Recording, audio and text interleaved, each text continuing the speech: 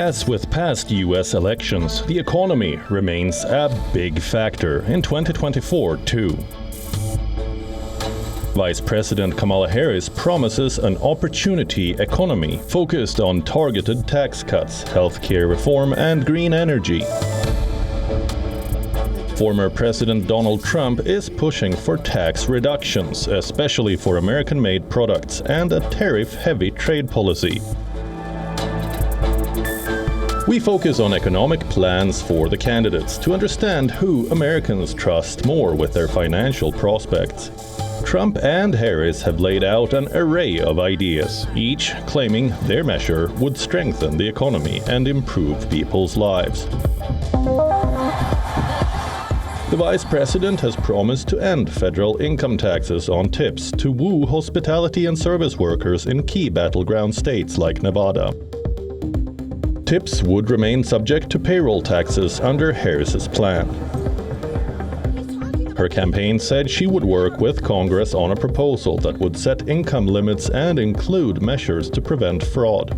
On the other hand, Trump has rolled out a series of targeted tax breaks, including eliminating federal taxes on tips, Social Security, benefits, and overtime pay.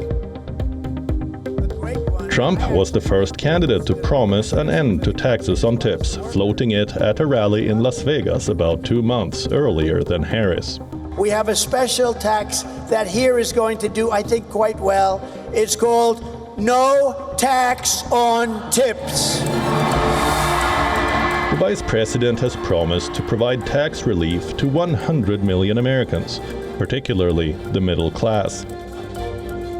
Her plan centers on reviving or extending several temporary measures that Biden and congressional Democrats enacted.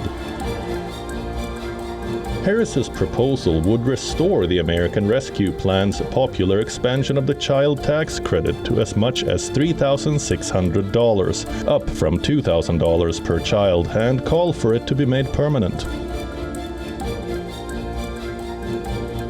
The enhancement was only in effect in 2021. Trump unveiled measures aimed at helping Americans. Trump said he would temporarily cap credit card interest rates at around 10%, which is less than half the current rate.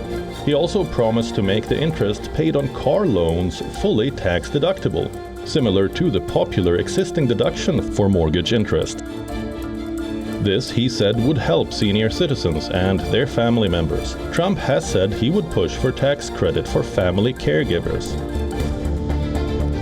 Harris hasn't specified whether she would add any new tariffs if elected, but the Biden-Harris administration has kept most of the tariffs Trump imposed when he was in office.